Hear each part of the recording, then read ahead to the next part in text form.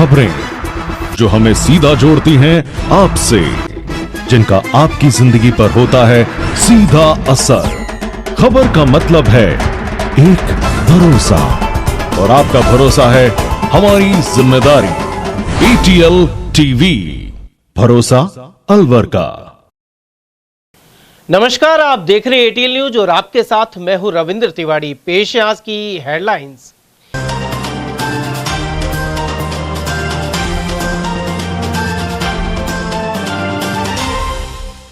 जमीन के विवाद में फायरिंग से महिला की गई जान। मुबारकपुर क्षेत्र में 4 को लिया हिरासत में, वहीं दादर में गोलीबारी के चलते एक महिला हुई जख्मी। 38 लाख की लूट के आरोपी को दबोच, अधिकांश जेवर किए बरामद। टेल्को सर्किल के पास हुई वारदात के आरोपी का करवाया मेडिकल। मतदाता SIR को लेकर राजनीतिक प्रतिक्रियाएं आई सामने। भाजपा ने सराहा और कांग्रेस ने पारदर्शिता पर दिया बल। और मौसम के बदले मिजाज के बीच हल्की धुंध और सर्द हवाओं ने बढ़ाई ठंड, बारिश की भी बनी संभावना।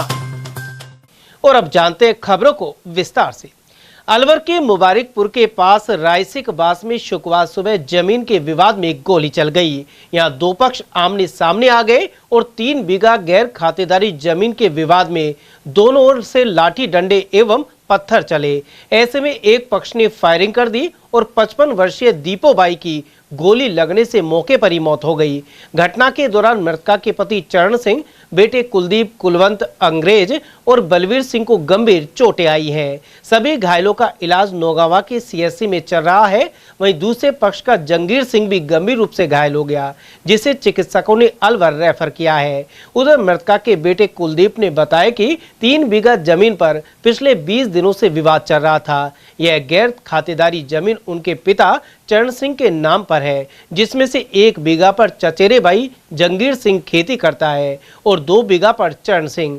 आरोप है कि जंगीर सिंह ने हाल ही में पूरी 3 बीघा जमीन पर स्टे ले लिया और पूरी जमीन हथियाने की कोशिश कर रहे थे।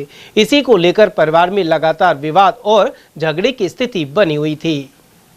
मतलब झगड़ा तो कोई, अब तो ऐसे हमारी जमीन आएगी।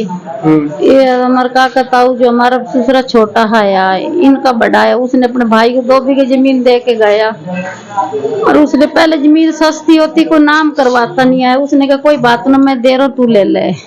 हमारे ससुरा को देगा, ससुरा हमारा को हो गया, मर गया, कुछ 6 महीना होया है।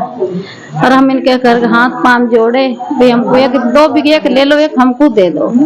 इनने कहा हम तो नहीं देते, हमारे बाप की जायदाद है, हम नहीं देते। हमने कहा भाई हम अपनी कार्रवाई करेंगे जो हमारे से होएगी। हमने स्टे ही लगाया है, बस स्टे लगने से ऊपर कल भी हमारे ऊपर चढ़ के हमने 100 नंबर पे कॉल कर करके पुलिस नहीं हमारे घर पहुंची। और सुबह भी भैंस को लेके गया, अकेला था सुबह। अब किसने फायरिंग करी? फायरिंग उनकी, जैसे वो घना ही जन आदमी है, एकला है, जैसे उनकी मेहरबानी आगे से रोकने आई, उनको ही लग गई। उसी को किसके लगी? आपके? हमारे पे लाली को लगी, मेरे को लगी, इसको एक किसी को मारी गए सारे। उनके भी लगी है? एक लाली घर है उसकी लगी, हाथ पे लगी, उसका हुआ। और वहीं अलवर के दादर गांव में सरकारी बोरिंग पर पानी पिलाने को लेकर फायरिंग हो गई। ऐसे में एक महिला गंभीर रूप से जख्मी हुई है। यहां सरकारी बोरिंग पर भैंसों को पानी पिलाने के मामूली विवाद में 2 पक्ष आमने सामने आ गए। इसके बाद एक पक्ष ने फायरिंग कर दी और साबिर की पत्नी 32 वर्षीय हरजाना गंभीर रूप से घायल हो गई। जानकारी के अनुसार गुरुवार शाम हरजाना का पड़ोसी महिला साबरा के साथ पशुओं को पानी पिलाने को लेकर विवाद हो गया था। विवाद बढ़ने पर दूसरे पक्ष के कमरुद्दीन ने आवेश में आकर फायरिंग कर दी और गोली सीधे महिला को जा लगी। फायरिंग के बाद तनाव और बढ़ गया एवं आधा दर्जन लोगों ने लाठी डंडों से हमला कर दिया। ऐसे में हरजाना के पति साबिर के सिर में गंभीर चोटें आई हैं। उधर घटना की सूचना पर पुलिस मौके पर पहुंची और दोनों पक्षों के लोगों से पूछताछ की है। साथ ही फायरिंग के आरोपी कमरुद्दीन सहित अन्य आरोपियों की तलाश शुरू कर दी है। आपस में लेडीजों में हो रही थी तू में तो वो चल रही थी भाई। सुबह हुआ था, वो सुबह भी इनकी इसको मारा था उसकी लेडीज ने कुएं पे बोर पे, तो फिर बंद हो गई, कोई बात नहीं। शाम को हम घर पे खाना खा रहे थे, एकदम चढ़े सब आदमी, 8-10 जने थे वो, और सब किसी के पास लाठी, किसी के पास डंडा, किसी के पास गन, तो रात ही चलाई उन्होंने। फायर किया ना, हाँ, किससे? बंदूक से फायर किया था। हंसली को ले गए घुसा के, बैरवनी की नाड़ में से मार पीट की, लाठी डंडे से। कोई बचा हुआ? कोई नहीं था घर पे, कौन था? हम 3 ही थे घर पे। किस बात को लेके झगड़ा हुआ? यही बात पे, वो साझा का बोर है, सरकारी बोर है, उस पे दादागिरी दिखाते हैं, पानी नहीं भरने देते, मनवाता है जब खाते हैं। भैंस को लेके क्या हुआ? भैंसों को छोड़ते हैं, खेतों में बांध देते हैं, मतलब वैसे खुली चरती रहती है भैंस। उनको पानी नहीं भरने देते? नहीं, पानी नहीं भरने देते। कल तो भैंस को लेकर हुआ ही। हाँ, कल पानी के ऊपर हुआ था। पहले तो उनकी भैंस पी गई, फिर भी भैंस मतलब मोटर पे से हट ही नहीं रहते। हमारी भैंस गई तो पीने नहीं दिया पानी। सरकारी बोर है? सरकारी बोर है, हाँ। तो अभी गोली अंदर ही है? क्या पता अंदर ही है कि कहाँ है। डॉक्टर ने क्या बताया? डॉक्टर ने तो अभी बताएगा, MRI होगी जब। अलवर टेल्को सर्किल के पास ज्वेलर की दुकान से 38 लाख रुपए के जेवर लूटने के आरोपी को पुलिस ने दबोच लिया है। यह बदमाश जमीन पर पैर रखने लायक भी नहीं बचा है। उसे जिला अस्पताल में मेडिकल कराने लाया गया तो 3 पुलिस वालों ने कार से उतारा। इसके बाद अस्पताल के अंदर मेडिकल कराने ले जाया गया। मौका तस्दीक करवाने के लिए पुलिस आरोपी को लेकर राधा ज्वेलर्स भी पहुंची। यह आरोपी लाठी के सहारे चलता रहा। अलवर एसपी ने बताया कि एक आरोपी को अरेस्ट कर लिया है। करीब 70% ज्वेलरी भी बरामद की है। तीनों बदमाश हरियाणा के झज्जर में इस्माइलपुर गांव के निवासी हैं। अभी पुलिस को 2 बदमाशों के विकास और मोहित की तलाश है, जबकि मुख्य आरोपी सागर को अरेस्ट किया है। गौरतलब है कि 22 नवंबर को दोपहर 3 बजे अलवर शहर के तिजारा रोड पर मोहनलाल सोनी की दुकान राधा ज्वेलर्स में लूट हुई थी। यहां हथियारों के दम पर शातिर 38 लाख रुपए के जेवर लूट कर ले गए थे। एसपी ने बताया कि लूट के दिन तीनों बदमाशों ने शहर में कई जगह रैकेट की थी। इसके बाद शहर के बाहर दुकान होने के कारण यहां लूट करने की प्लानिंग की। पहले भी इनके खिलाफ आर्म्स एक्ट और के मुकदमे दर्ज है। मुख्य मुलजिम सागर उर्फ संजय, जो कि पुलिस थाना बादली जिला झज्जर के रहने वाले हैं, उनको हमने गिरफ्तार किया है। उससे हमने भारी मात्रा में रिकवरी की है। उसके अतिरिक्त इनके 2 साथी विकास और मोहित भी हैं, जिनके लिए लगातार हमारी टीम लगी हुई है। इनके जो और साथी जिन्होंने मोबाइल और जो है मोटरसाइकिल इनको उपलब्ध कराई, उसमें से 4 लोग अभी हमने डिटेन किए, उनसे हम पूछताछ कर रहे हैं उनका रोल क्या है। स्पेशली जिन लोगों ने मोबाइल उपलब्ध कराए, हम लोग पूछताछ कर रहे हैं। यदि उनको जानकारी इस बारे में थी कि ये मोबाइल का प्रयोग और मोटरसाइकिल का प्रयोग ये अपराध में ले रहे थे या नहीं ले रहे थे, उसको वेरीफाई करने के पश्चात उनको भी हम लोग गिरफ्तार करेंगे। इसके अतिरिक्त ये जो घटना कारित की, इसमें इन्होंने काफ़ी शातिर तरीके से ये घटना कारित की। इससे पहले ये जो तीनों मुलजिम थे, इनके खिलाफ लूट के मुकदमे हरियाणा में दर्ज है और किसी एक लूट के प्रकरण में ये तीनों चारों जो मुलजिम हैं ये जेल में भी बंद थे। इनका एक साथी अभी भी जेल में बंद है, उसको बेल आउट कराने के लिए और इसके अतिरिक्त जो इनका मुख्य काम लूट ही करना था, तो इस बार उन्होंने प्लान बनाया कि हम हरियाणा के बाहर ये घटना कारित करेंगे। तो रेकी करके इन्होंने अलवर ज़िले के पूरे शहर के अंदर कुछ जगह रेकी भी की, कुछ जगह पुलिस को देख करके, कुछ जगह ट्रैफिक पुलिस को देख करके और कई जगह आमजन की भीड़ को देख करके इन्होंने अवॉइड किया। और फाइनली इन्होंने शहर के बाहर स्थित राधा ज्वेलर्स, जो कि मेन रोड पर स्थित है, वहाँ पर घटना कारित करने का प्लानिंग की, क्योंकि ये पहले भी लूट में और आर्म्स एक्ट के अंदर इन्होंने घटनाएं की हैं। इसलिए इन्होंने बड़े दुस्साहस तरीके से ये घटना की थी, जैसे कि अलवर ज़िले के अंदर एक अच्छा मैसेज नहीं था और व्यापारी की तरफ से भी कंसर्न था। उतनी गंभीरता से हम लोगों ने काम किया है। जहाँ तक बात है टेक्निकल इंटेलिजेंस की और सीसीटीवी फुटेज की, तो लास्ट फुटेज हमें मिला है शहर के बाहर कोटाकुर्द के बाद जो खैरतल तिजारा में हमें फुटेज मिला है, लगभग वो 1 घंटा की दूरी पर स्थित है। तो टीमें हमारे लगातार काम कर रही थी और टेक्निकल इंटेलिजेंस के बेस पर हमें ये सफलता मिली है। और इसमें जो बाकी मुलजिम हैं उनको भी हम गिरफ्तार करेंगे और 100% रिकवरी, जैसा हमने व्यापारियों को आश्वासन भी दिया था, वो हम करेंगे। आज हमने मौका तस्दीक इस मुख्य मुलजिम की कराई है। इसके अतिरिक्त रिकवरी की कार्रवाई भी की है ज्वेलरी की। बाकी जो हथियार इन्होंने इस्तेमाल किए हैं और बाकी आइटम्स की रिकवरी भी आने वाले समय में करेंगे। और आपको विश्वास दिलाते हैं कि अलवर ज़िले के अंदर इस तरह की घटना ना हो, उसको लेकर के भी हम लोग गंभीर हैं। 4 नई बोलेरो वाहन अभी रिसेंटली पुलिस डिपार्टमेंट को मिले हैं, उनको भी हम इस्तेमाल करेंगे। उसके अतिरिक्त जो यूआईटी है, यूआईटी की तरफ से 5 ANP और ऑटोमेटिक नंबर रिकॉग्निशन के जो कैमराज हैं वो भी इंस्टॉल हो रहे हैं और शहर के अंदर और अच्छी क्राइम प्रिवेंशन का भी प्रयास करेंगे। इस साल जो लूट की घटनाएं और डकैती की घटनाएं हैं लास्ट ईयर के कंपैरिजन में कम है, परंतु हर घटना को हम लोग गंभीरता से लेते हैं और आने वाले समय में भी सभी व्यापारी भयमुक्त होकर के अपना व्यापार करें। आमजन जो है वो भयमुक्त रहें, उसको लेकर के अलवर पुलिस कटिबद्ध है। बिहार में मतदाता सूची का SIR चर्चित और विवादित रहा था। इसके बाद करीब 60 लाख वोटर्स के नाम सूची से हट गए थे। वहीं अब राजस्थान में SIR जारी है, जिसे 4 दिसंबर तक पूरा किया जाना है। निर्वाचन आयोग इसके पीछे मतदाता सूची को अपडेट और त्रुटि रहित करने की वजह बता रहा है। उधर इसे लेकर स्थानीय राजनीतिक दलों के प्रतिनिधियों ने प्रतिक्रियाएं दी हैं, जहां एक और इस फैसले को सरकार का सकारात्मक कदम बताते हुए समर्थन मिल रहा है, वहीं विपक्ष पारदर्शिता को लेकर सजग है। कांग्रेस का कहना है कि यदि यह प्रयोग सफल होता है तो भविष्य में इससे बेहतर परिणाम प्राप्त होंगे। पार्टी के वरिष्ठ नेता SR यादव के अनुसार इसके फर्जी वोटिंग पर रोक लगेगी। हालांकि उन्होंने इस प्रक्रिया में पूरी पारदर्शिता और निरंतर मॉनिटरिंग पर जोर दिया। उनका कहना है कि अगर मॉनिटरिंग प्रभावी नहीं रही तो इसका उद्देश्य कमजोर पड़ सकता है।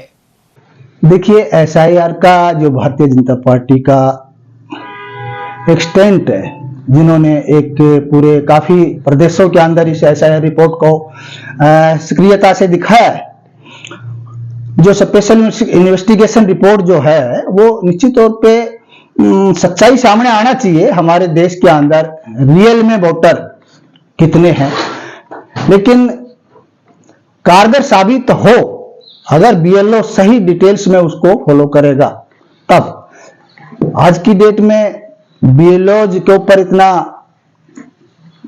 दबाव आ गया कि वो सुसाइड कर रहे हैं, क्योंकि सच्चाई सामने, सत्ता की रिपोर्ट वो नहीं ला रहे हैं। स्पेशल इन्वेस्टिगेशन रिपोर्ट देश की वोटर्स की संख्या, सच्चाई जानने के लिए है ये, लेकिन इसमें भी धांधली मिलेगी, वोट चोरी नहीं रुकेगी। सबसे बड़ा इशू है इंडिविजुअल आदमी आए और बैलेट पेपर से EM नोट EM को भूल जाओ।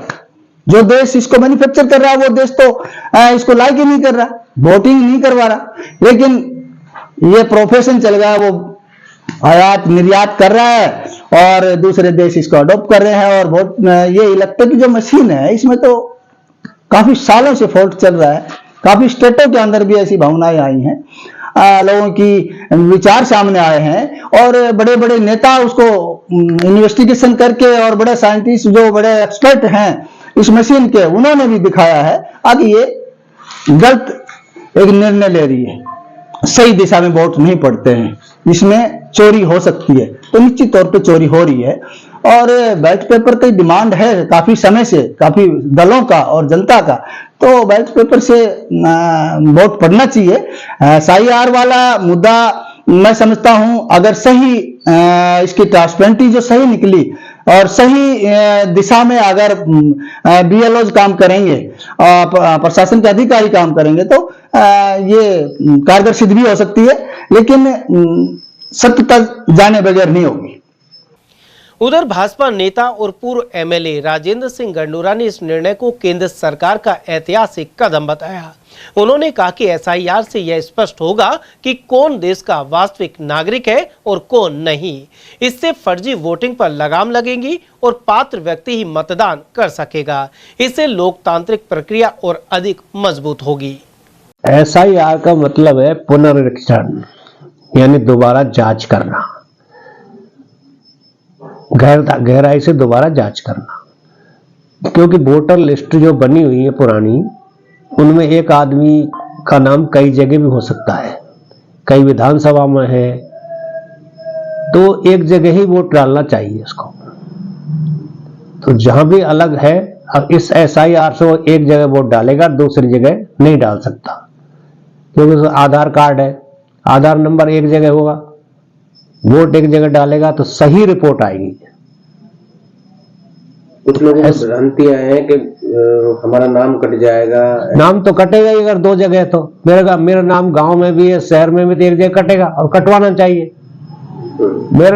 मेरा गांव बहुत से तो ऐसे जिनके अलवर में मकान बदल लिया, दोनों मकान में नाम चल रहा है, उसका नाम एक जगह रहना चाहिए ना। सही रिपोर्टिंग के लिए जरूरी है SIR का होना, और ये इसमें सहयोग करना चाहिए जिससे सही वोटर मिल सके। कई जगह 2002 की लिस्ट में मान लो किसी का नाम नहीं मिल रहा है और वो वोटर है पहले से, तो उसका कैसे समाधान करें? नहीं है तो उसका नाम लिखवाया जाएगा दोबारा। इसमें अभी दोबारा एक और चलेगा, ऐसा ये चल रहा है SIR खबर, उसके बाद महीनेवार फिर चलेगा, जो रह गए वो नाम दोबारा लिखे जाएंगे। बहुत से ऐसे जिनके नाम नहीं है, 2002 में भी नहीं है या बच्चों के नहीं है, तो दोबारा भी लिखे जाएंगे ना, जन्म के आधार पर देखें, उसके जन्म के और उनके आधार पर दोबारा लिखे जाएंगे। अलवर में शुक्रवार सुबह मौसम का मिजाज बदला हुआ नजर आया। शहर के अधिकांश हिस्सों में बादलों की आवाजाही के साथ ही हल्की धुंध छाई रही, जिससे ठंड में भी बढ़ोतरी महसूस की गई। साथ ही हवाओं ने मौसम को और सर्द बना दिया। मौसम विशेषज्ञों के अनुसार आसमान में बादलों की मौजूदगी और बढ़ती नमी बारिश की संभावनाओं की ओर इशारा कर रही है। अगले 24 घंटे में हल्की बारिश की संभावना जताई गई है। इसी बीच शहर में बढ़ते प्रदूषण स्तर ने भी चिंता बढ़ा दी है। सुबह के समय धुंध के साथ धुला प्रदूषण कई इलाकों में दृश्यता को प्रभावित करता दिखा। एयर क्वालिटी मॉनिटरिंग रिपोर्ट के अनुसार अलवर में PM स्तर सामान्य से ऊपर दर्ज किया गया, जो स्वास्थ्य के लिहाज से ठीक नहीं माना जाता। वहीं नागरिकों को सुबह के समय मास्क का उपयोग करने की सलाह दी गई है। उधर तेज सर्दी के कारण लड्डू खास की बगीची पहाड़गंज जोहड़ के पास लोग अलाव तापते हुए नजर आए। उन्होंने बताया कि अचानक धुंध होने के कारण सर्दी तेज हो गई है, ऐसे में काम पर जाना मुश्किल हो गया है। ठंड है, क्या कहना चाहेंगे? भाई आज जो ठंड हुई है आज हुई है, और कामों पे भी हम नहीं गए ठंड की वजह से। आज धुंध तेज होगी, बादल छाए हुए हैं, यह मौसम में साथ बरसात भी आ सकती है। ठंड की वजह से काफ़ी परेशानी होगी, काफ़ी परेशानी आती है, आदमी की परेशानी हुई है आने जाने में, और ठंड की वजह से ड्यूटी में भी नहीं गए। अलवर शहर के पास बालाकिला रोड पर बागिन ST 2302 ने सांभर का शिकार किया। बालाकिला की ओर जा रहे आकाश सहित 3 युवकों ने बागिन को देखा। बताया जा रहा है कि एक बार तो बागिन उनकी कार की तरफ भी आती दिखाई दी, लेकिन कुछ ही सेकंड में वह दीवार कूदकर नीचे चले गई। वन विभाग ने पहले से ही बालाकिला पर आम लोगों के आने जाने पर रोक लगा रखी है। इसके बावजूद युवक बालाकिला रोड पर पहुंच गए। हालांकि वन कर्मियों का कहना है कि यह युवक पुलिस कंट्रोल रूम पर गए थे, वहां कुछ तकनीकी खराबी को दुरुस्त करने के लिए उन्हें बुलाया गया था। इसी दौरान टाइग्रेस और उसका शिकार दिखाई दिया। और वहीं बालाकिला क्षेत्र से बारहसिंगा सहित कुछ वन्यजीव शहर का रुख कर रहे हैं। इसके पीछे भूख प्यास भी एक बड़ी वजह है।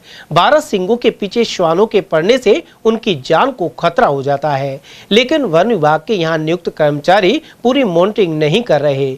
बालाकिला क्षेत्र से वन्यजीव रामायणी हनुमान मंदिर क्षेत्र होते हुए पुलिस लाइन और गायत्री मंदिर रोड तक आ जाते हैं। उधर कई लोग पुलिस लाइन रोड पर पॉलीथीन डाल देते हैं और इन्हें वन्यजीव खा जाते हैं, जबकि पॉलीथीन उनके लिए काफी हानिकारक हो सकती है। गुरुवार को देर रात्रि तक गायत्री मंदिर रोड पर बारहसिंगा घूमते नजर आए। उधर पशु चिकित्सा उपनिदेशक मुरारी लाल के अनुसार वन्य जीवों और पशुओं को पॉलीथीन खाने से अनेक बीमारियां हो सकती हैं। अलवर की NAB थाना पुलिस ने इको गाड़ी चोरी करने के मामले में एक आरोपी को गिरफ्तार किया, साथ ही गाड़ी बरामद कर ली। पुलिस के अनुसार शिवनगर गणपति कॉर्नर निवासी सुरेंद्र गुप्ता ने थाने पर शिकायत दी थी। इसमें बताया गया कि उसकी इको गाड़ी दुकान के बाहर खड़ी थी, जिसे अज्ञात चोर चोरी करके ले गए। जांच के बाद पुलिस ने फिरोजपुर क्षेत्र के जीशान को दबोच लिया। वह लोग तोड़कर गाड़ी चुराने के बाद चोर रास्ते से अपने घर ले गया था। मार्ग में पुलिस नाकों और टोल टैक्स के कारण उसने अलग रास्ता अपनाया था। वहीं न्यायालय में उसे न्यायिक अभिरक्षा में भेज दिया है। ये क्या है कि दिनांक 16-17 की रात्रि को एक इको गाड़ी चोरी हुई थी। इसमें प्रवादी सुरेंद्र गुप्ता ने बताया कि मेरी गाड़ी रात्रि को मैंने मेरी दुकान के सामने खड़ी की थी, जिसको कोई अज्ञात चोर चोरी करके ले गया। इस पर हमने जीशान सन ऑफ सलीम जाति मेव निवासी फिरोजपुर नमक नुहू मेवात को गिरफ्तार किया है। गाड़ी बरामद होकर बादशाहपुर थाने हरियाणा में खड़ी हुई है। अनुसंधान जारी है। ये गाड़ी को कहाँ ले गए थे यहाँ से चोरी करके? ये गाड़ी को इनका गांव है वहाँ पर ले गए थे हरियाणा में। अच्छा। और टोल वगैरह बचा कर ले गए थे, जिससे पुलिस की पकड़ में नहीं आए। तो क्या चोर रास्ते से होके निकले थे, कैसे मतलब? हाँ, इन्होंने क्या है कि अपने हिसाब से चलते हैं जी, चोरी करने के बाद। तो किस तरह की योजना बनाई थी इन्होंने? क्या कोई पहले रेकी करी थी, क्या किया था इन्होंने? ये क्या है, इनका कहना है कि हमने तो ये मन बना लिया था कि इको गाड़ी चोरी करनी है अलवर से जी, और उस हिसाब से इन्होंने इस वारदात को अंजाम दिया। अच्छा, यही है, इसके साथ और भी है? अनुसंधान जारी है अभी इसको ही गिरफ्तार किया है? इसी को गिरफ्तार किया है। न्यायालय में पेश कर रहे हैं? आप पीसी एक दिन का पीसी लिया था, आज न्यायालय में पेश कर रहे हैं। अच्छा, और गाड़ी कहाँ खड़ी है? गाड़ी बादशाहपुर थाने में खड़ी है, वहाँ जब्त हो गई है। अलवर शहर के ज्योतिबा फूले सर्किल पर महात्मा ज्योतिबा फूले की 134वीं पुण्यतिथि श्रद्धा के साथ मनाई गई। इस अवसर पर उनकी प्रतिमा पर माल्यार्पण कर नमन किया गया। कार्यक्रम की शुरुआत शुक्रवार सुबह श्रद्धांजलि सभाओं के साथ हुई। महात्मा फूले द्वारा स्त्री शिक्षा, दलित उत्थान और समाज में व्याप्त कुरीतियों को मिटाने के लिए किए गए प्रयास आज भी मार्गदर्शक माने जाते हैं। इस दौरान उपस्थित लोगों ने उनकी शिक्षाओं को जीवन में अपनाने का संकल्प भी लिया। यहां मौजूद तेजपाल सैनी ने आयोजन की जानकारी दी। आज महात्मा ज्योतिराव फूले की 135वीं पुण्यतिथि है। इस अवसर पर जो भी कार्यक्रम हम कर रहे हैं वो वास्तव में एक बहुत ही सराहनीय कार्य किया जा रहा है। उनके द्वारा जो भी समाज को जो दिशा निर्देश दिए गए, उन्होंने मूल रूप से तो जो अंधविश्वास जो हमारे समाज में फैला हुआ है उसको दूर करने का काम किया। उन्होंने जितने भी जो मनुवादी व्यवस्था है उसका घोर उनका विरोध किया और समाज को दिशा दी कि सच्चाई ये है और सच्चाई पर चलिए और इंसानियत के नाते अपना काम करिए। समाज को विज्ञान के दृष्टिकोण से देखने का उन्होंने संकल्प लिया था कि विज्ञान की दृष्टि से आप देखिए, तभी हम समाज की और देश की उन्नति कर सकेंगे। और उन्होंने इसके लिए समाज को जागरूक करने के लिए ही नहीं बल्कि पूरे देश को जागरूक करने के लिए जो जागृति अभियान जो चलाया था उसमें एक बहुत महत्वपूर्ण ही भूमिका उन्होंने निभाई है। आज पूरे देश में इनकी मान्यता है और इनके आदर्शों पर चलने का संकल्प हम सब लेते हैं। उधर इस मौके पर विचार गोष्ठी का आयोजन किया गया। साथ ही महात्मा ज्योतिबा फूले अमर रहे के नारे लगाए गए। दर्शन संस्थान के अध्यक्ष एडवोकेट नरेश सैनी सहित अन्य लोगों ने बताया, महात्मा फूले के समय में आमतौर पर नारियों को घर से बाहर भी नहीं निकलने दिया जाता था, लेकिन उस वक्त भी उन्होंने नारी शिक्षा की अलख जगाई और दलितों के उद्धार के लिए कार्य किया। आज महात्मा ज्योतिराव फूले जी की 135वीं पुण्यतिथि मनाई जा रही है। आज ही के दिन महात्मा जी का स्वर्गवास हुआ था।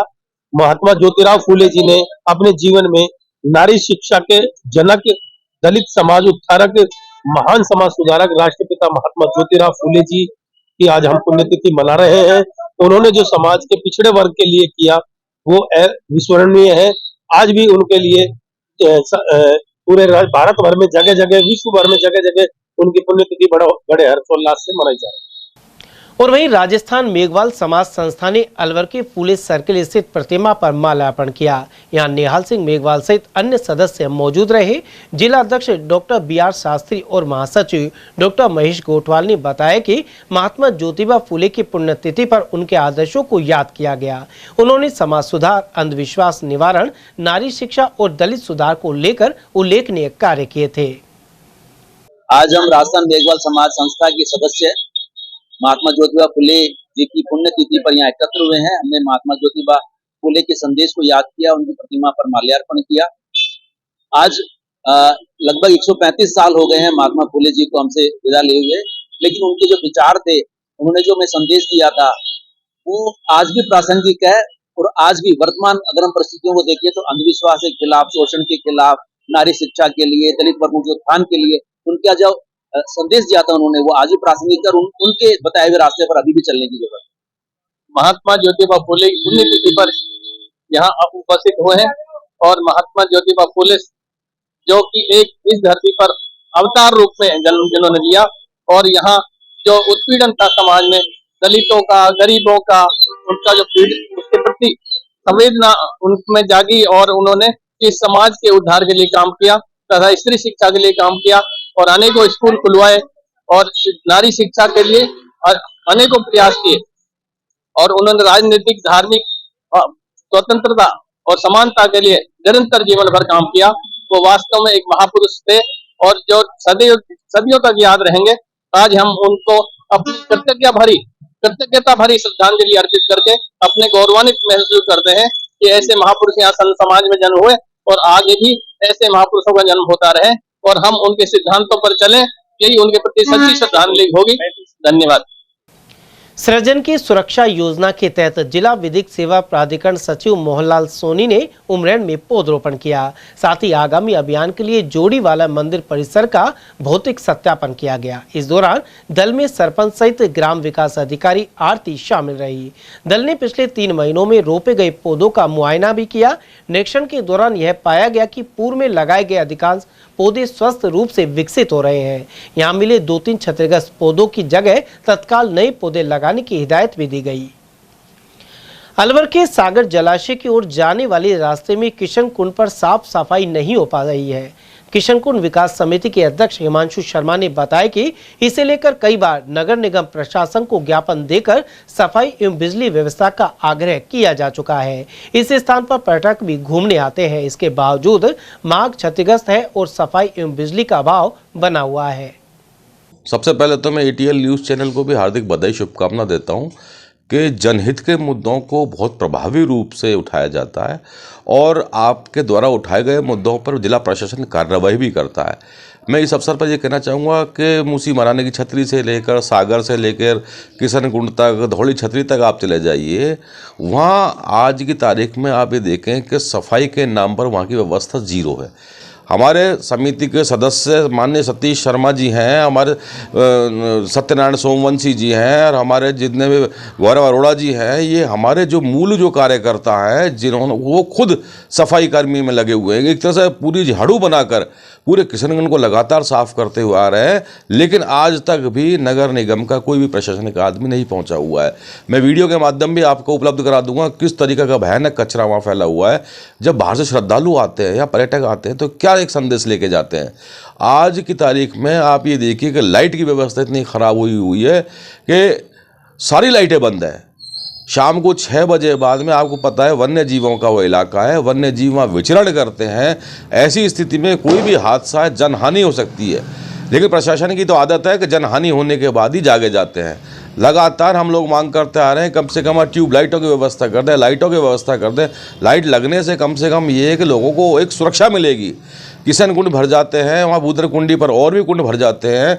कई बार हम सागर पे भी हम मांग कर चुके हैं कि कम से कम उनको जाल लगा दें, क्योंकि बारिश के पानी में भी हमने कई बार उठाई है मांग और कई बार ऐसे में ही लोगों की मृत्यु हो चुकी है, डूबने से मृत्यु हो चुकी है। उसके बाद भी प्रशासन ने आज तक कोई भी ऐसी कार्रवाई नहीं करी। सिर्फ चेतावनी बोर्ड लगा दिए गए थे कि यहाँ नहाए नहीं। मैं कहता हूँ को सुरक्षा गार्ड तैनात करें वहाँ, कम से कम किशन कुंड में और सागर के ऊपर ऐसा जाल लगाएं जिससे कोई भी दुखी होने के बाद ये कूदे तो कम से कम एक जनहानि ना हो। तो ऐसी स्थिति में मैं दोबारा पुनः प्रशासन से हम लोग मांग करते हैं कि आने वाले समय में कम से कम इसको साफ और स्वच्छ अलवर बनाया जाए, क्योंकि अलवर ज़िले को पूरे हिंदुस्तान में पहचान है।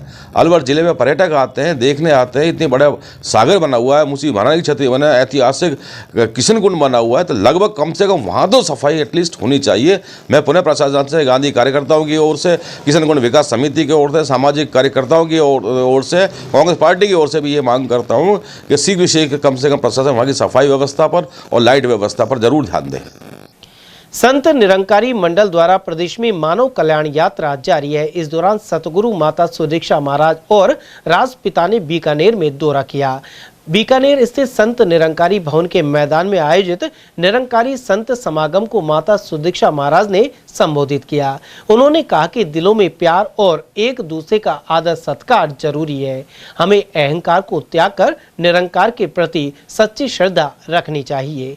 उधर जोनल इंचार्ज संध्या सक्सेना ने उनका अभिनंदन किया। साथ ही बाल संगत के बच्चों और अन्य लोगों ने भजनों की प्रस्तुति दी। अलवर ब्रांच के जिला संयोजक सोमनाथ ने बताया कि प्रदेश में कई स्थानों से होते हुए 30 नवंबर को जयपुर के विद्याधर स्टेडियम में यात्रा पहुंचेगी। इस दौरान निरंकारी संत समागम ने अलवर से भी भक्त पहुंचेंगे। अलवर की प्याज मंडी में शुक्रवार को 50,000 बोरी की आवक हुई है, लेकिन पर्याप्त भाव नहीं मिलने से किसानों में मायूसी बरकरार है। यहां मौजूद एक काश्तकार ने बताया कि उन्हें थोक में सिर्फ 1 रुपए किलो का भाव मिला है। ऐसे में लागत निकलना तो बहुत दूर की बात है, अब साहूकार का कर्ज चढ़ गया है और किसान क्रेडिट कार्ड का भुगतान चुकाना भी मुश्किल है। इसके बाद भी सरकार कोई मदद नहीं कर रही है। उन्होंने प्याज पर न्यूनतम समर्थन मूल्य की मांग उठाई। 50 रुपए कट्टो, 140 रुपए मन।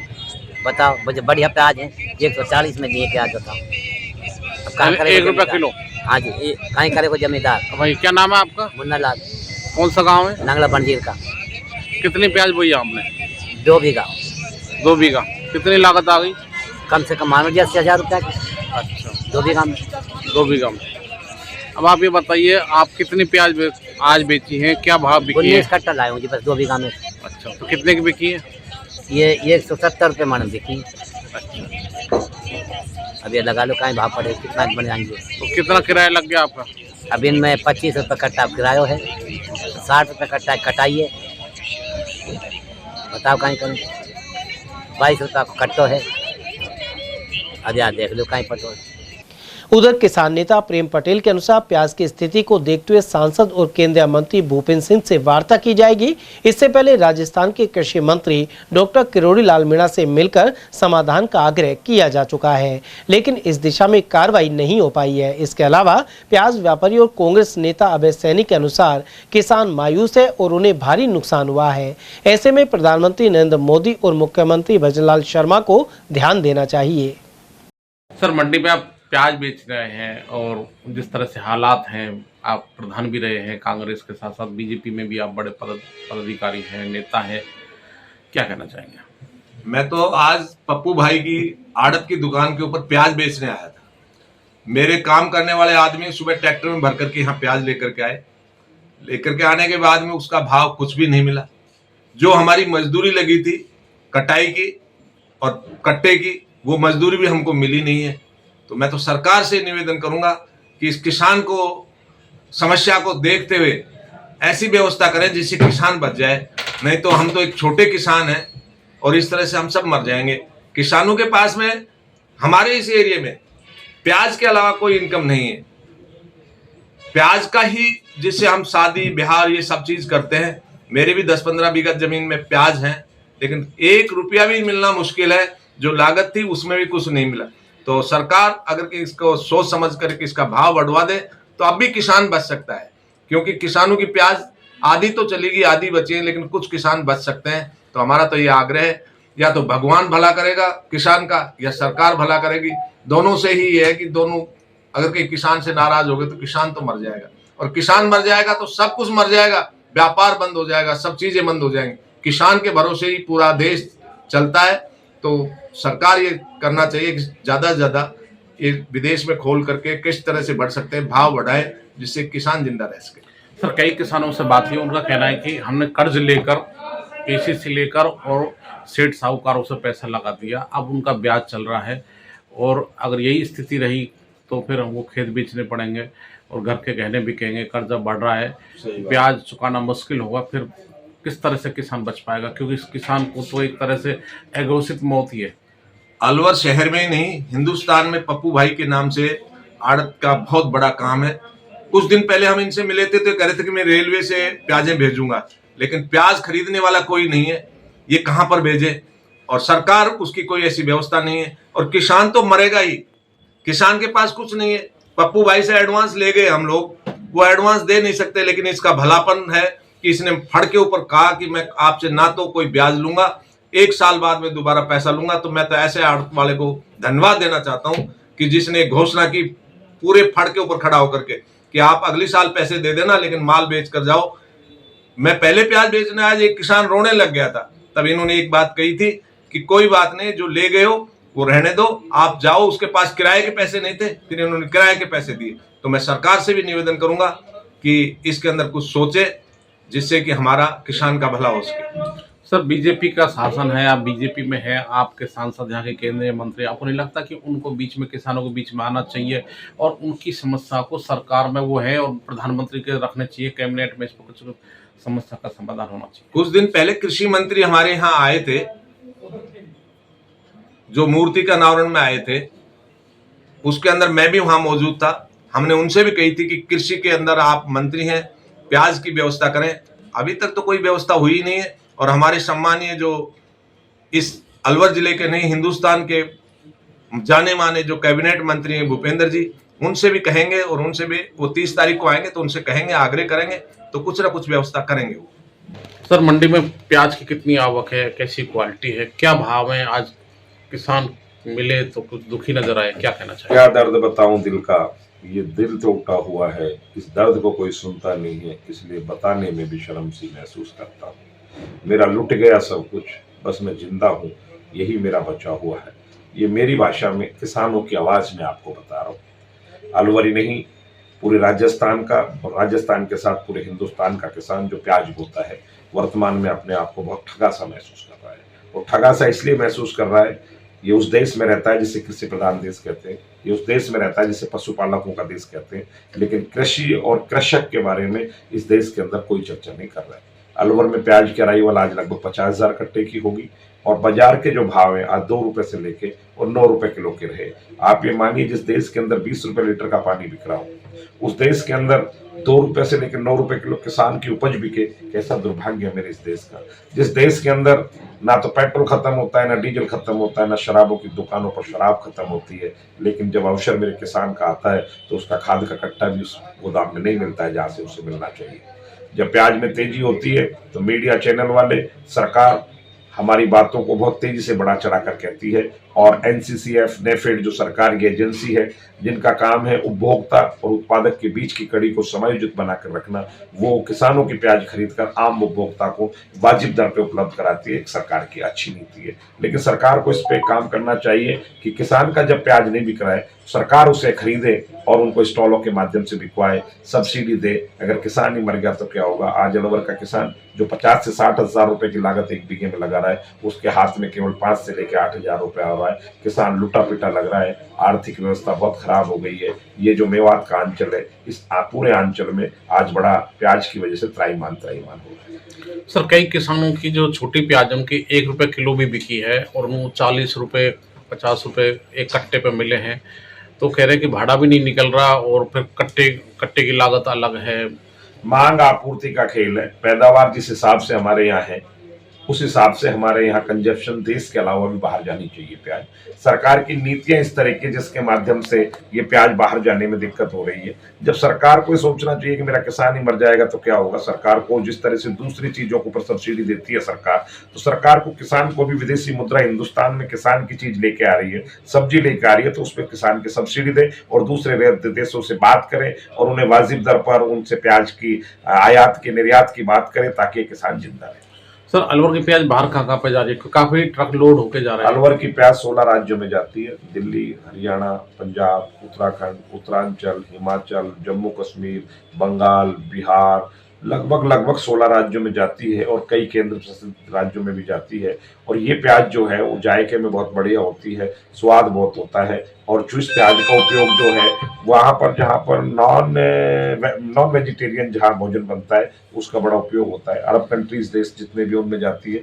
मुस्लिम देशों से हमारे देश के संबंध ज़्यादा अच्छे शायद नहीं है, इसलिए मुस्लिम देश हमसे प्याज जो भी नहीं ले रहा है। देश के किसानों के बारे में भारत के प्रधानमंत्री और कृषि मंत्री को सोचना चाहिए। पीएम कुसुम कंपोनेंट योजना के तहत सौर ऊर्जा पंप संयंत्र स्थापना के लिए इच्छुक किसानों से आवेदन मांगे गए हैं।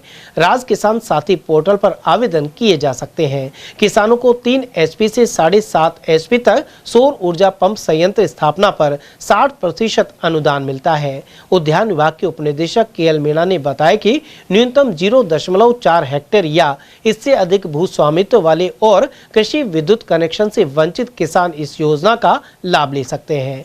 उन्होंने बताया कि सौर ऊर्जा सिंचाई पंपों पर GST दर घटने से किसानों को बड़ी राहत मिली है।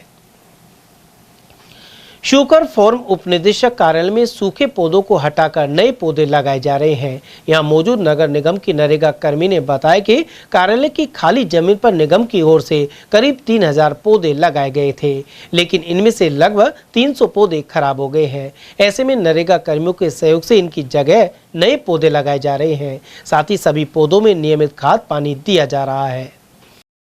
हाँ मैडम, कितने मजदूर लगा रखे हैं? सर मैंने अभी फिलहाल 18 लगाए हुए हैं। कितने पौधे लगाने का टारगेट दिया आपको? 3000 का टारगेट था यहाँ पे। अच्छा, तो कितने पौधे सूख गए यहाँ पे? फिलहाल 150 200 और कुछ हमने नए भी लगाए हैं, कुछ हमने पुराने में से लगाए जो सूख चुके थे।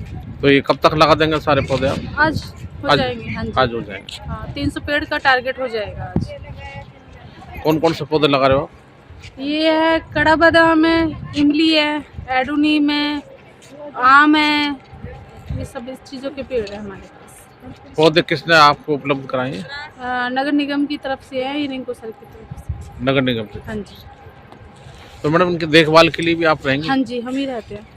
आगे जैसे पानी की समस्या है? हाँ हम ही देते हैं, पानी भी देते हैं, इनकी गुलाई भी करते हैं, खड्डों की, हाँ ये सब सारे काम करते हैं। समाचार में वक्त तो चला एक छोटे से अल्प विराम का, आप बने रहिए ATL टीवी के साथ।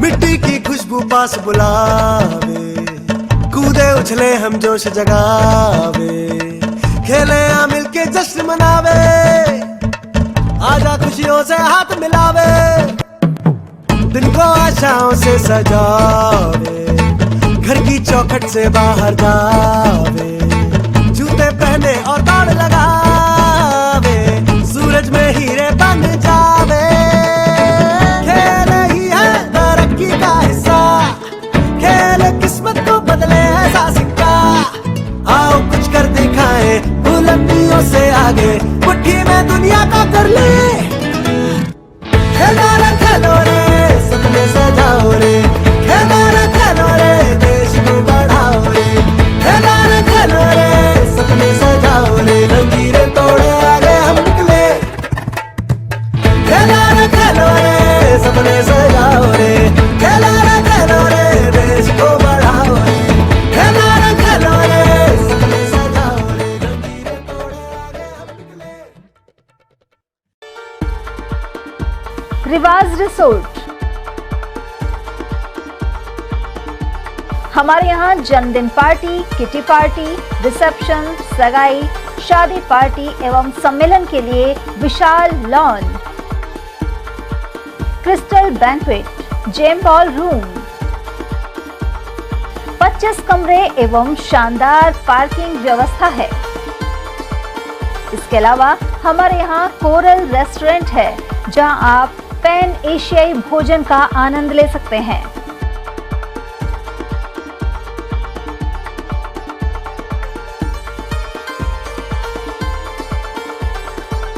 हमारे पास Indian, tandoori snacks, pasta, pizza, sandwich एवं चाइनीज व्यंजनों की व्यवस्था है। हमारा पता है Riwaj resort, Company Bagh road, Alwar. Contact number 9549806667। Furniture की दुनिया में जाना माना नाम स्लीपवेल के अधिकृत विक्रेता राहुल इंडस्ट्रीज, घोड़ाफेट चौराहा, अलवर। 36 वर्षों से लगातार आपकी सेवा में। हमारे यहाँ सागवान के double bed, dressing table, covered सोफे, सेंटर टेबल, स्लीपवेल एवं आरब कंपनी के ब्रांडेड गद्दे गारंटी के साथ उपलब्ध हैं।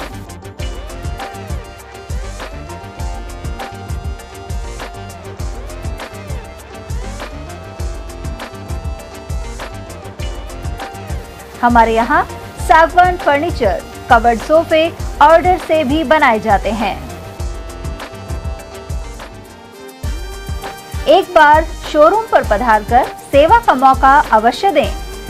हमारी अन्य जगह कोई ब्रांच नहीं है। हमारा पता राहुल इंडस्ट्रीज, घोड़ाफेट चौराहा, Rajput hostel, Alwar. Mobile number 9461136318 and 9413536318।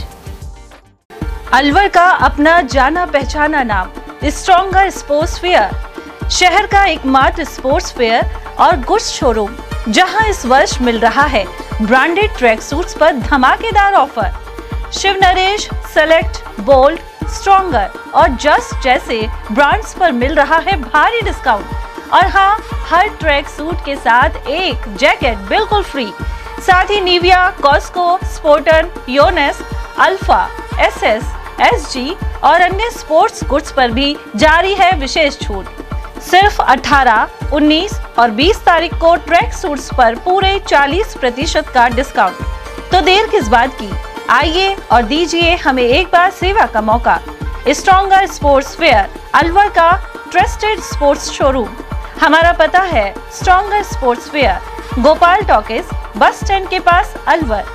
Mobile number Ashok Kumar 9460374217, Ajay Kumar 9414890908। हीरे, सोने, चांदी के जेवरातों के विक्रेता Durga Prasad Sunil Dutt jewellers, Bajaja Bazar, Alwar.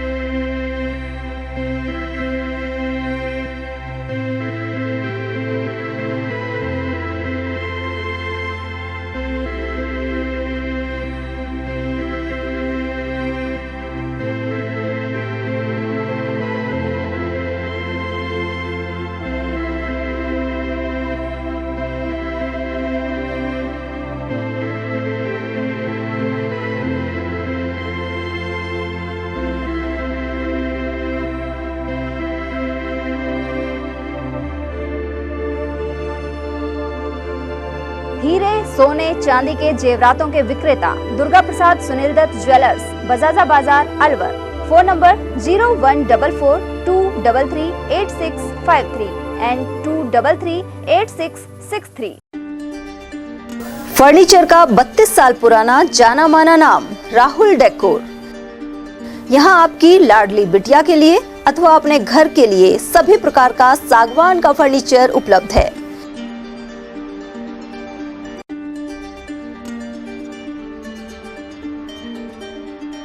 Double bed, dressing table, sofa set, सागवान एवं कपड़े वाले तथा सेंटर टेबल, भट्टी कलर, स्टील अलमारी, ब्रांडेड एवं सॉफ्टी फोम के गद्दे आपकी नाप तोल से बनाए जाते हैं।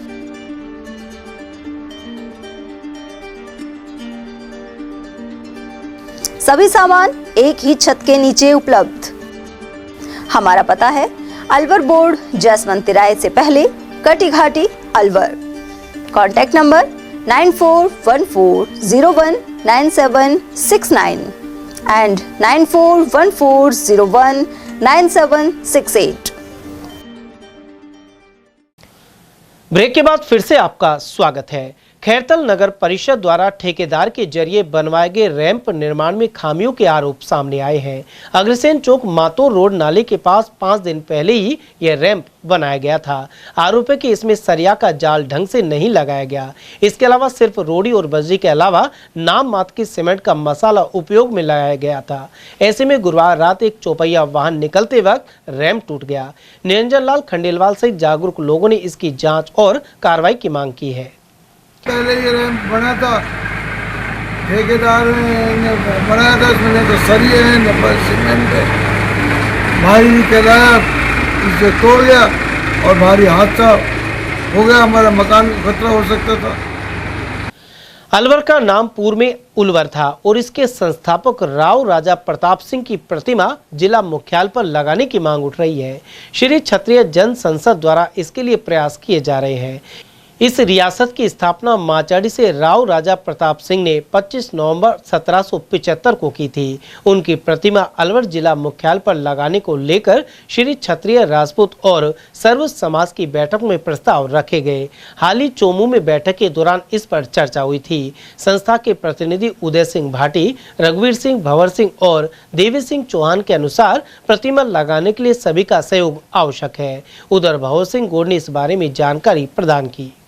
मुद्दा ये भी रहेगा कि अलवर जिला है, इसकी स्थापना राव राजा प्रताप सिंह ने की है, जिन्होंने विषम परिस्थितियों में लड़ करके इस स्वतंत्र अलवर जिले की स्थापना की है। उनका कहीं न कहीं स्थान और मूर्ति स्थापना करने का एक मुहिम चालू कर दी है, जो 16 नवंबर से ये कार्यक्रम स्टार्ट होगा और जब तक उनकी प्राण प्रतिष्ठा मूर्ति स्थापना नहीं हो जाए तब तक ये क्षत्रिय समाज अनवरत रूप से कार्य जारी रखेंगे। रियासत काल समय में सूरवीरता, पराक्रम, शौर्य, दृढ़ निश्चय के धनी राव राजा प्रताप सिंह ने उलवर की स्थापना की और उनकी प्रतिमा कहीं पर भी नहीं है। इसको लेकर श्री क्षत्रिय जन संसद की ओर से जन जागरण अभियान चलाया है, जिसमें 36 बिरादरी के सहयोग से अलवर जिला मुख्यालय पर उनकी प्रतिमा स्थापित हो, इसके प्रयास किए जा रहे हैं। समाज की ओर से पंचायत ब्लॉक स्तर पर हो रही मीटिंग में इस प्रस्ताव को रखा गया है कि क्षत्रिय राजपूत समाज के लोग आगे आकर सर्व समाज को साथ लें और उलवर के संस्थापक राव राजा प्रताप सिंह की प्रतिमा स्थापित करवाएं। मैं उद्देश सिंह, ATL न्यूज।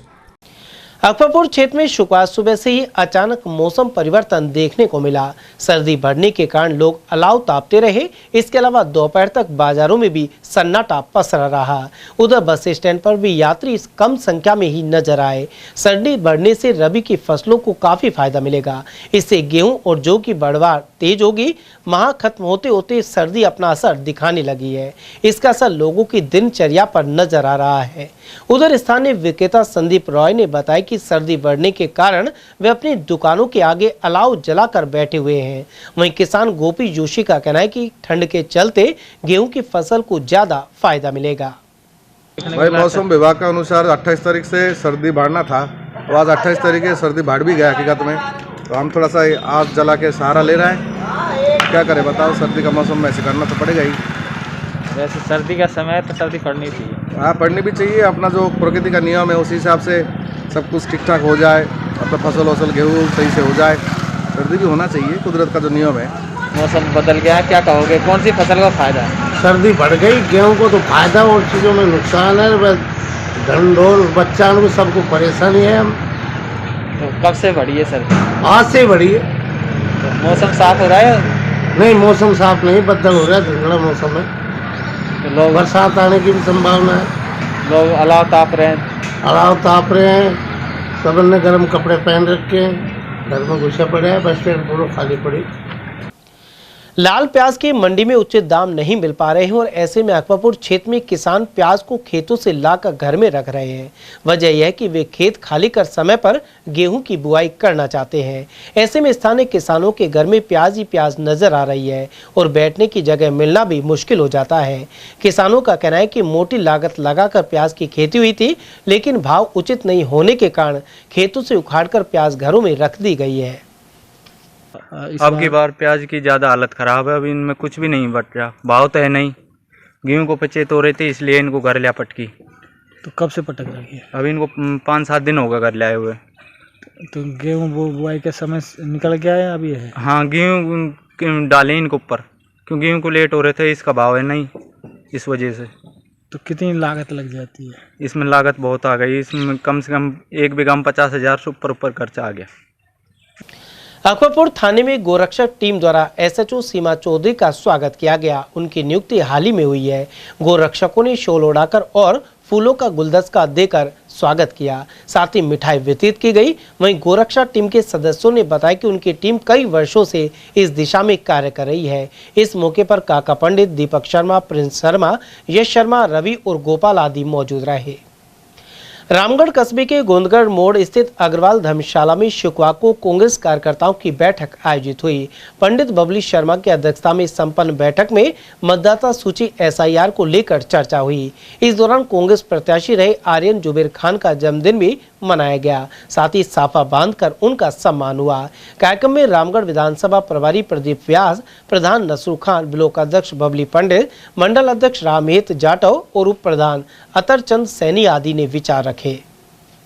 आज SIR के मामले को लेकर के, जैसे कि हिंदुस्तान पूरे में ये चल रही है, हम रामगढ़ विधानसभा पहुँचे। रामगढ़ विधानसभा अपने आप में एक्टिव विधानसभा है। यहाँ बहुत मजबूती से SIR के मामले को लेकर के लोग एक्टिव हैं और लोग बहुत मजबूती से काम कर रहे हैं। यहाँ मंडल अध्यक्ष, ब्लॉक अध्यक्ष, पूरी कार्यकारिणी और जो भी पदाधिकारी है वो मजबूती से काम कर रहे हैं। जो वोट चोर, जैसे राहुल गांधी ने बता रखा है कि मोदी जी वोट चोरी करते हैं, 100% करते हैं, और उस वोट चोरी को रोकने के लिए हम ऐसे ये जो SIR ये BLA है हमारे, वो BLA बड़े मजबूती से काम करेंगे और वोट चोरी को हम रोक के दिखाएंगे। खैरतल के सिनेमा रोड पर 15 दिन से पाइपलाइन टूटी हुई है। इससे सुबह के वक्त पानी व्यर्थ बह रहा है। इसी मार्ग से कई प्रशासनिक अधिकारी भी निकलते हैं, लेकिन कोई भी सुध नहीं ले रहा है। एक ओर तो कई जगह लोगों के घरों में पानी नहीं पहुंच पाता, दूसरी ओर यहां सड़क पर पानी की बर्बादी नजर आती है। इसके बावजूद जलदाय विभाग के अधिकारी कोई ध्यान नहीं दे रहे। खैरतल में अलग अलग हादसों में 3 लोग घायल हो गए। यहां मंडी बाईपास रोड पर कार की टक्कर से 2 बाइक सवार जख्मी हो गए। यहां जगन रेस्टोरेंट के पास यह दुर्घटना हुई है। शेखावास निवासी दीपक और उसकी बहन मोनिका को सैटेलाइट हॉस्पिटल लाया गया। यहां उपचार करने के बाद उन्हें छुट्टी दे दी गई। उधर खैरतल में मालगाड़ी की चपेट में आने से एक युवती घायल हो गई। यह मालगाड़ी रेवाड़ी से अलवर की ओर जा रही थी। पीड़िता राधा हमीरपुर बग्गू बास की निवासी है। उसे सैटेलाइट अस्पताल से अलवर रेफर कर दिया गया है। तिजारा स्थित माता सावित्रीबाई महिला लाइब्रेरी में महात्मा ज्योतिबा फूले की पुण्यतिथि मनाई गई। सैनी सभा के प्रधान कृष्ण सैनी की अध्यक्षता में आयोजित इस कार्यक्रम में प्रमुख नागरिकों, छात्राओं और सामाजिक कार्यकर्ताओं की उपस्थिति रही। यहां मौजूद पुरुषोत्तम सैनी सहित कृष्ण सैनी ने महात्मा ज्योतिबा फूले के सामाजिक सुधार कार्यों का जिक्र किया। साथ ही लाइब्रेरी की छात्राओं ने महात्मा फूले के जीवन पर आधारित कविताएं और लघु नाटक प्रस्तुत किए। इस अवसर पर महात्मा फूले की प्रतिमा पर पुष्प अर्पित कर उन्हें श्रद्धांजलि दी गई। कार्यक्रम का समापन राष्ट्रीय गान के साथ हुआ। इस कार्यक्रम में बलवीर सैनी, संजय सैनी, फूल से अशोक सैनी, मदन और अनिल सैनी आदि की मौजूदगी रही। तिजारा में एसआईआर और प्रधानमंत्री नरेंद्र मोदी के आगामी मन की बात कार्यक्रम को लेकर भाजपा मंडल ने बैठक की। विधायक कार्यालय पर आयोजित हुई बैठक में बूथ स्तर पर संगठन की मजबूती और मतदाता जागरूकता पर भी चर्चा की गई। जिला महामंत्री एवं विधानसभा प्रभारी पवन यादव, जिला उपाध्यक्ष पवन चौहान और जिला मंत्री कंचन तिवारी ने भी विचार रखे। उन्होंने कार्यकर्ताओं को संबोधित करते हुए कहा कि अधिक से अधिक पात्र मतदाताओं का पंजीकरण सुनिश्चित करना हमारी जिम्मेदारी है।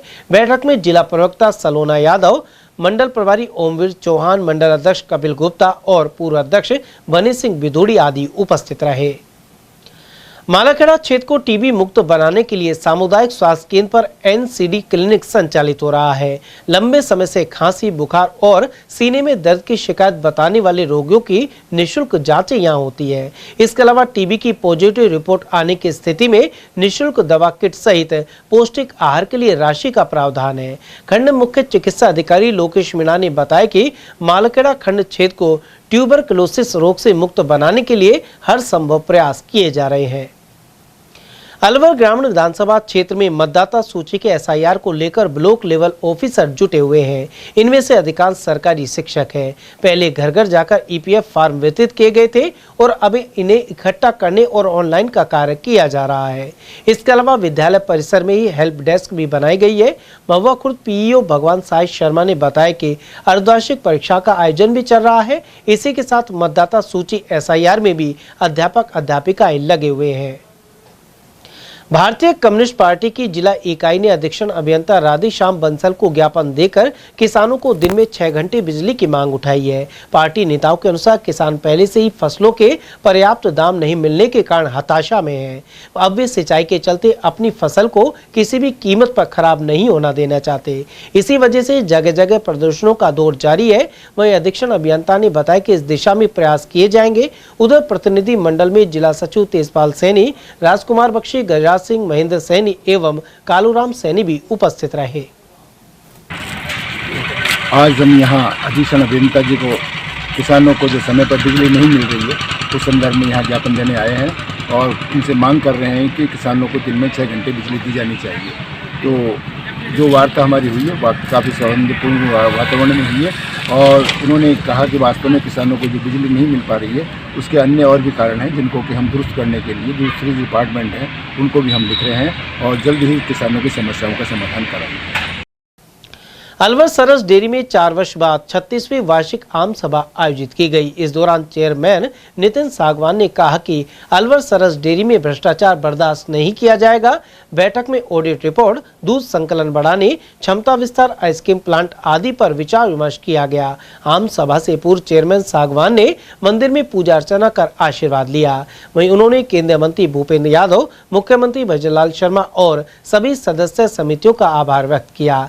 उन्होंने जानकारी जानकारी दी कि केंद्रीय मंत्री और मुख्यमंत्री के सहयोग से 320 करोड़ रुपए की लागत के नए प्लांट का भूमि पूजन जल्दी किया जाएगा।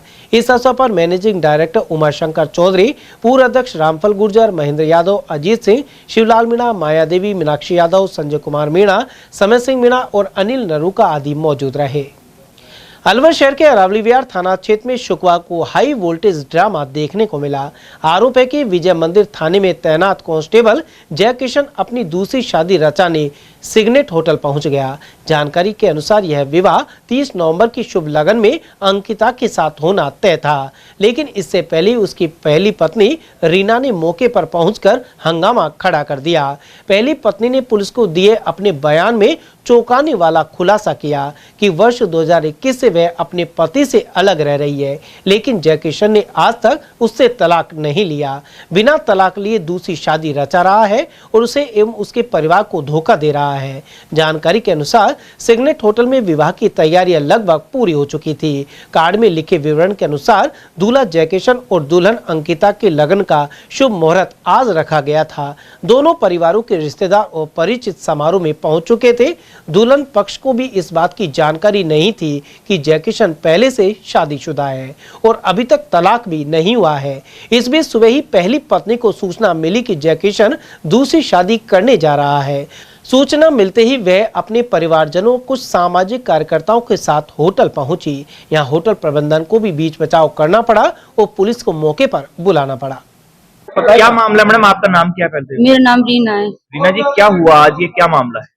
सर मुझे पता था पहले ये चीज के बारे में, हमको सूचना मिली थी पहले ये शादी कर रहा है पहले से। कौन है ये? मेरे हस्बैंड है सर। क्या नाम है? जय किशन। जय किशन। कब शादी हुई थी आप लोगों की? सन 2011 में। सन 2011 में। कहाँ पर हुई थी? मेरे घर पे हुई थी। तलाक हो गया क्या आपका? नहीं, अभी नहीं हुई है। कितने बच्चे हैं आप लोग? 2 बच्चे हैं सर। 2 बच्चे हैं। हाँ जी। आप लोग सब वहीं कहाँ रहते हो? कहाँ? मैं मेरे घर पे रहती हूँ मेरे पापा के साथ। अच्छा। 8 साल हो गए इनके, ये मेरे पास ना आते हैं, ना मेरे बच्चों का खर्चा है, ना मेरे कोई देखभाल है, ना मेरे बच्चों की कोई देखभाल है। लड़ाई हुई थी जब आप गए? ये लड़कियों के साथ संबंध में रहता है, अलग अलग लड़कियों के साथ मैंने ये पकड़ लिया है, इसलिए इन्होंने मेरे साथ छोड़ दिया। अच्छा, कहाँ पर तैनात है अभी ये? रैणी कहाँ करते हैं? रैणी थाना। रैणी थाना। हाँ। आज क्या सूचना मिली आपको? यही सूचना मिली है कि शादी कर रहा है। दूसरी शादी कर? जी। तो फिर आप कहाँ पर आए? कौन सी जगह है ये? मैं डायमंड रिसोर्ट। अच्छा, तो अब क्या हो रहा था, आप आए जब यहाँ पर? शादी हो रही है सर। अच्छा, फिर आपने रुकवाया है अभी? हाँ जी। पुलिस को सूचना दी है। आपका क्या कहना है, मतलब क्या कार्रवाई होनी चाहिए, क्या होना चाहिए? सर कार्रवाई होनी चाहिए। मेरी जिंदगी खराब कर दी। मैं ऐसे कैसे, मैं क्या करूंगी मैं फिर अब? इन्होंने मेरी जिंदगी खराब कर दी, सबको दिख रहा है। 8 साल हो गई मेरी जिंदगी खराब होते होते। मैं वेट कर रही थी इतना दिन से कि कभी तो सुधरेगा, कभी तो आएगा मेरे बच्चों का, मेरे लिए। तो बीच में तो आपके आया था ना, बीच के पास तो रहा था ना आपके पास? नहीं रहा है मेरे साथ, नहीं रहा। आपके बच्चे कौन कौन सी क्लास में पढ़ते हैं? ये 7th में है, ये 6th में। 6th में जी। आप लोग के बीच में कभी बात हुई या डिवोर्स लेने को लेकर कभी बात नहीं हुई? कभी बात नहीं हुई है। मैं देना ही नहीं चाहती थी। मैंने सोचा मन की बच्चे बड़े हो रहे हैं, जिंदगी इनकी खराब होगी, मेरी तो हो ही गई, लेकिन बच्चों के लिए मैं कॉम्प्रोमाइज करने के लिए तैयार थी। हालांकि सब चीज पता होते सरोते भी मैंने इनके साथ अपना साथ रहने के लिए मैं थी, पर भी इन्होंने कुछ भी कोशिश नहीं की। हाँ, साथ रहने के लिए नहीं, मेरे साथ। अच्छा, आपका जीवन यापन कैसे होता है, मतलब आपको खर्चा देते हैं क्या करते हैं? नहीं सर, कुछ भी नहीं देता। नहीं, कंपनी से आ रही हूँ अभी भी। काम करती हैं आप? नौकरी कहाँ पर नौकरी करती? कैंट कंपनी है, MI। अच्छा, मतलब अपना जीवन यापन नौकरी करके, मतलब बच्चों का। जी। उधर कानूनी विशेषज्ञों के अनुसार भारतीय दंड संहिता की धारा 494 के अनुसार पहली पत्नी के रहते बिना तलाक दूसरी शादी करना दंडनीय अपराध है। उधर परिवारजनों और पुलिस की समझाइश के बाद विवाह की रस्में रोक दी गई। इस मामले में जब कांस्टेबल से बात की गई तो उसका कहना था कि दूसरे पक्ष द्वारा उस पर दहेज का मुकदमा चलाया जा रहा है। साथ ही सिग्नेट होटल में शादी नहीं थी, बल्कि वे सिर्फ मिलने आए थे। वहीं महिला के परिजनों ने आक्रोश का इजहार किया। साथ ही SHO रामेश्वर लाल ने घटना की जानकारी दी। मेरी पत्नी से 2011 में हमारी शादी हुई थी। उसके बाद से ही हमारे अनबन रहती है। इसका हमारा कोर्ट में डाइवोर्स का चल रहा है। इन्होंने दहेज का मुकदमा लगा रखा है और पारिवारिक न्यायालय में भी चल रहा है और तलाक का भी चल रहा है। ये 2017 से हम दूर रह रहे हैं, हमारा इसका 8 साल से कोई संपर्क नहीं है। नहीं, लेकिन डिवोर्स अभी जो हुआ नहीं है आप लोगों का, और आप यहाँ दूसरी शादी कर रहे हैं, ये तो गैर कानूनी, क्योंकि आप खुद पुलिस में नहीं, शादी नहीं कर रहा मैं, दूसरी शादी नहीं कर रहा, सिर्फ बातचीत करने के लिए हम इकट्ठे हुए। अच्छा, आज बातचीत करने के लिए इकट्ठे हुए थे आप लोग। लेकिन गेट पर बाहर माला वालाएं भी पड़ी हैं जो वो मुझे पता नहीं है उसके बारे में। ये कहाँ से कौन क्या है? अभी आप कहाँ तैनात हैं? मैं विजय मंदिर थाने। किस पद पे? कांस्टेबल। हाँ, कांस्टेबल। भूपेंद्र सिंह है। अच्छा, मैं अंबेडकर नगर जी ब्लॉक में रहता हूँ। हमने हमारी सिस्टर की शादी 2011 में करी थी। जिसके साथ करी थी उसका नाम जय किशन सन ऑफ रमेश चंद, उसकी मदर का नाम शीला देवी, भाई का नाम अजय कुमार। बेला का आजाद नगर बेला का मोड़ के सामने रहते हैं। उनके 2 बच्चे हुए, बड़ा बेटा है, छोटी बेटी है। उसके बाद हमने इसको 3-4 लड़कियों के साथ पहले पकड़ा है रंगे हाथों। जो जय किशन है वो राजस्थान पुलिस में कांस्टेबल है, बेल्ट नंबर 1688 है। कहाँ पर तैनात है? पहले ये था रैनी में। जो अब इसने कारनामा करा है वो रैनी थाने में ही, रैनी तहसील की एक लड़की है जिसका नाम अंकिता है, उससे ये दूसरी शादी कर रहा है। हमारा ना कोई डिवोर्स हुआ है इससे और ना ही कोई सामाजिक तौर पे कोई फैसला हुआ है। हमको जब पता चला तो हम एसपी साहब के पास पेश हो, हमारा केस भी चल रहा था। हमने जब इसको पहले पकड़ा था, एक लड़की थी जिसके साथ हमने इसको रंगे हाथों रामगढ़ में रात के समय 11 बजे नंगी अवस्था में इन दोनों को हमने पकड़ा था, रामगढ़ फाटक मूर्ति मोहल्ले में से। वो लड़की बैंक में जॉब करती थी, कोविड का ये मामला है। वहां से उसके बाद उस लड़की के फादर आए, वो हाथ जोड़ के अपनी लड़की को ले गए कि हमारी लड़की की बदनामी हो जाएगी। तो हमने जो नाइट में एफआईआर दी थी वो हमने वापस ले ली। अब यहाँ पे आपका क्या मामला? अब यहाँ पे हमारा मामला ये है सर, ये रैनी में पोस्टेड हुआ। रैनी में पोस्टेड होने के बाद हमको किसी अन्य व्यक्ति से मालूम चला कि जय किशन है अंकिता के साथ शादी कर रहा है। आज से 6 महीने पहले इनकी गोद भराई हुई है। हमने इन बातों पे वैल्यू नहीं करा, तो हमने थोड़ी छानबीन करी तो इन चीजों को हमको बिल्कुल 100% श्योर हो गया। तो हमने एक कोर्ट में फाइल लगा के पूरा मुकदमा दोबारा चालू कराया। हमारा ऑलरेडी इससे पहले मुकदमा चल रहा था। तो कोर्ट के आदेशानुसार दूसरी शादी गवर्नमेंट कर्मचारी प्लस में हिंदू धर्म में ये चीज नहीं हो सकती। हम फिर एसपी साहब के पेश हुए हैं। एसपी साहब ने इनको बाकायदे रैनी थाना एसएचओ के पास फोन करके लड़की वालों को पाबंद करा है। हम रैनी थाने में पहले एप्लीकेशन दे के आए हैं और यहाँ पे भी इस जय किशन जो युवक है इसको भी एसपी साहब ने पाबंद कर दिया था। हमने कोर्ट में स्टे लगाने के बाद एक कॉपी दोनों के घर भी भिजवा दी थी। इन्होंने शादी के कार्ड छपवाए जो हमारे पास शादी के कार्ड हैं। तो आज हमको मालूम, आज हम सुबह भी 11 बजे एसपी साहब के पास पेश हुए हैं कि साहब आज की लगन लेखन इनका लिखा जा रहा है, तो हमारा ये मामला संज्ञान में लीजिए आप तुरंत प्रभाव से। एसपी साहब ने दोबारे रैनी थाना एसएचओ के पास फोन करके अवगत कराया, पाबंद कराया। हमें पता चला वहां से कि लड़की पक्ष है जो अंकिता के परिवार वाले हैं वो वहां पर नहीं है, घर में लॉक लग गया। हमने फिर जय किशन के घर जाकर देखा, वहां पे भी लॉक लगा हुआ था। हमने छानबीन करी तो सिग्नेट होटल में ये शादी कर रहे हैं। शादी करते हुए पकड़ लिया? हाँ जी सर, हमने शादी करते हुए पकड़ा है इनको। पुलिस को सूचना दी है। बाथरूम में से हमने लड़का और लड़की को बरामद करवाया है। क्या नाम है? ये चिप गए थे क्या आपसे? हाँ जी सर, हमारे पास वीडियो है बाकायदा। और ये लड़की की माँ है, ये बाप है, ये इनका परिवारजन है। नाम क्या आपका? और उधर इस लड़के का बाप है और माँ है। नाम क्या? मेरा नाम भूपेंद्र सिंह है, मैं इसका साला हूँ। ये इसकी 13 साल की बच्ची है और ये 15 साल का बेटा है। अब इनका डिस्ट्रीब्यूट आपका कब से हुआ? इनका हमारा डिस्ट्रीब्यूट तब हुआ था जब हमने इसको फर्स्ट में लड़की के साथ 2021 में पकड़ा था। 2021 से डिस्ट्रीब्यूट है, अलग अलग रह रहे हैं, अलग अलग रह रहे हैं। हमने एक बार समझाइश करके हाथ पैर जोड़ के इसको मनाया, ये आया। हमने इसके मामा को, जो भी इसके रिश्तेदार थे, वो हमारे घर आए। हमने जैसा हमसे बना, हमने ऐसे लड़की हमारी विदा कर दी। 6 महीने तक बच्चे इसके घर पे रहे हैं। 6 महीने तक ये घर नहीं आया। 6 महीने तक ये घर नहीं आया तो बच्चे दोबारा फिर हमारे पास आ चुके। अब हमको मालूम चला कि दूसरी शादी ही कर रहा है। अलवर के जुबलीबाज चौराहे के पास आधा दर्जन लोगों ने 2 युवकों पर जानलेवा हमला कर दिया। इसके चलते दोनों युवकों के पैर में फ्रैक्चर हो गया। झगड़े की सूचना पर पुलिस मौके पर पहुंची और घायल युवकों को जिला अस्पताल में भर्ती कराया गया है। घायलों के परिजनों ने बताया कि राम सिंह और राजेश बाइक पर बैठकर जा रहे थे। इसी दौरान स्कीम 2 स्थित टिटोड़ा मोहल्ले के करीब आधा दर्जन युवक जुबलीबाज चौराहे के पास पहुंचे, साथ ही हमला कर इन्हें जख्मी कर दिया। पीड़ितों के भाई पिट्टू ने बताया कि पहले भी हमलावर घर में घुसकर मारपीट कर चुके हैं। ये सर ये बदमाशी करते हैं, ये टिटोड़े में रहते हैं। कौन लोग हैं? ये हैं सब, एक तो ये पप्पी है, गुंडे हैं 1 नंबर के, लवली है, पप्पी है और सोनू चौहान है और ये अपना अवतार सिंह है उर्फ धमोलू। इनका काम यही है गुंडागर्दी। पहले भी हमारे घर में घुस के मेरी माता का सिर फाड़ चुके हैं। ये हमारा केस भी चल रहा है कोर्ट में, लेकिन इनका रोज का वही है। सड़क नहीं करती। आज किस बात को लेकर झगड़ा हुआ? आज कोई बात नहीं थी।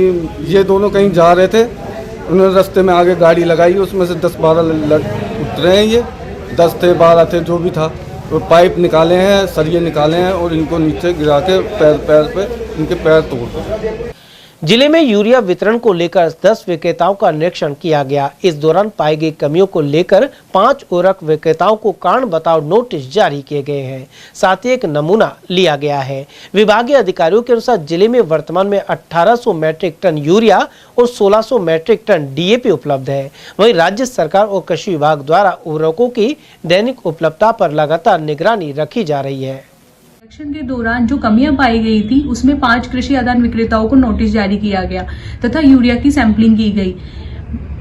राज्य सरकार विभाग द्वारा उर्वरक की लगातार निगरानी रखी जा रही है और लगातार खाद की आपूर्ति जिले में जारी है तथा आगामी दिवसों में 2 खाद की रेक और लगने जा रही है। तथा मैं सभी किसान भाइयों से निवेदन करती हूँ कि वह जो अपनी किसान भाइयों से निवेदन है कि वह उर्वरक विक्रय करने के लिए अपना आधार कार्ड और जमीन से रिलेटेड दस्तावेज लेकर जावे तथा पंजीकृत विक्रेताओं से खाद लिया जाना सुनिश्चित करें। चलते चलते एक बार फिर से नजर डाल लेते हैं आज की हेडलाइंस पर।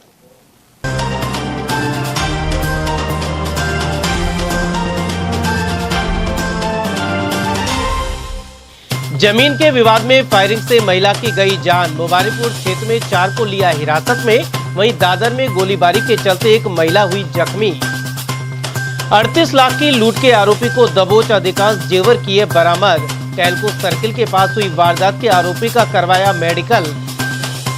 मतदाता एसआईआर को लेकर राजनीतिक प्रतिक्रियाएं आई सामने। भाजपा ने सराहा और कांग्रेस ने पारदर्शिता पर दिया बल। और मौसम के बदले मिजाज के बीच हल्की धुंध और सर्द हवाओं ने बढ़ाई ठंड। बारिश की भी बनी संभावना। समाचारों में आज के लिए बस इतना ही। दीजिए पूरी टीम के साथ रविंद्र तिवारी को इजाजत। नमस्कार।